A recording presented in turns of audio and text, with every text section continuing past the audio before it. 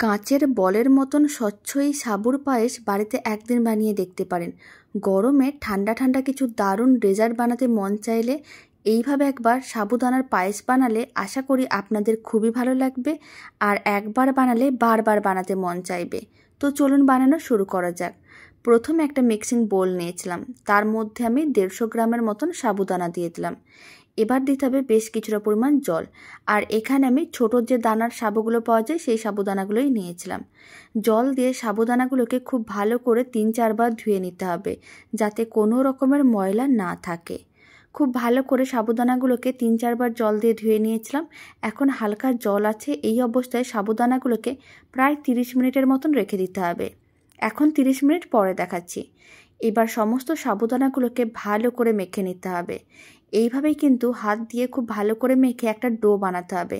ডোটা ঠিক এরকমই টাইট করেই বানাতে হবে, আর কোনো রকম জল দেওয়া যাবে না, কারণ সাবুদানাগুলো ধুয়ে দেওয়ার পরে যে হালকা জল ছিল সেই জল দিয়ে কিন্তু সাবুদানাগুলো বেশ নরম হয়ে যায়, আর এরকম একটা ডো বানানো হয়ে যায়। ডোটা যখন রেডি করা হয়ে যাবে, হাতে অল্প করে তেল বা ঘি ব্রাশ করে নিতে হবে। তারপরে অল্প করে অংশ নিতে হবে আর গোল বলের মতন করে বানিয়ে নিতে হবে।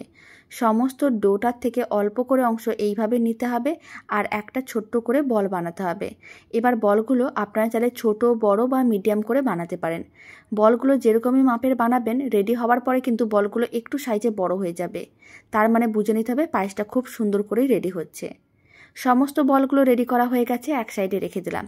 এদিকে একটা কড়াইয়ের মধ্যে প্রায় 700 ml মতন দুধ নিয়েছিলাম, তার মধ্যে 50 গ্রাম গুঁড়ো দুধ দিয়ে দিলাম। গুঁড়ো দুধটা খুব ভালো করে মিশিয়ে নিতে হবে।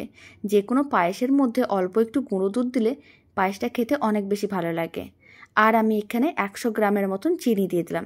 মিষ্টিটা আপনারা কম বেশি করতে পারেন।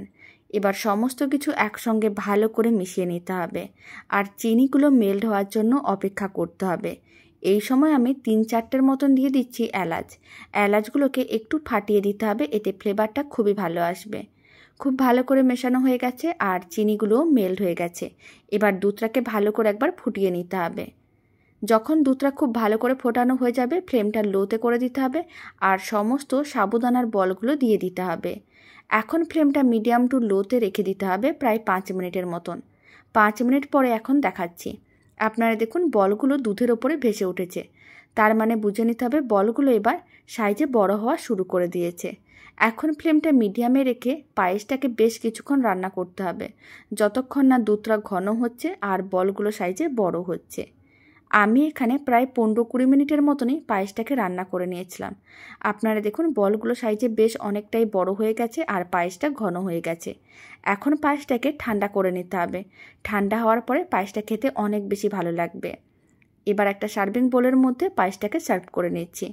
আপনারা দেখুন সাবুদানার বলগুলো কতটা স্বচ্ছভাবে দেখা যাচ্ছে। খেতে ভীষণ ভালো হয়, বাড়িতে বানিয়ে দেখতে পারেন। অল্প একটু পেস্তার গুঁড়ো ছড়িয়ে দিলাম, এতে পায়েসটা দেখতেও ভালো লাগবে, খেতেও ভালো লাগবে। আর এই দারুণ স্বাদের পায়েসের রেসিপিটা আপনাদের কেমন লাগলো কমেন্ট বক্সে জানিয়ে দেবেন। ভালো লেগে থাকলে আপনারা যদি ফেসবুক থেকে রেসিপিটা দেখছেন, পেজটিকে ফলো করে নেওয়ার অনুরোধ রইল। ইউটিউব থেকে দেখলে চ্যানেলটি সাবস্ক্রাইব করে নেওয়ার অনুরোধ রইল।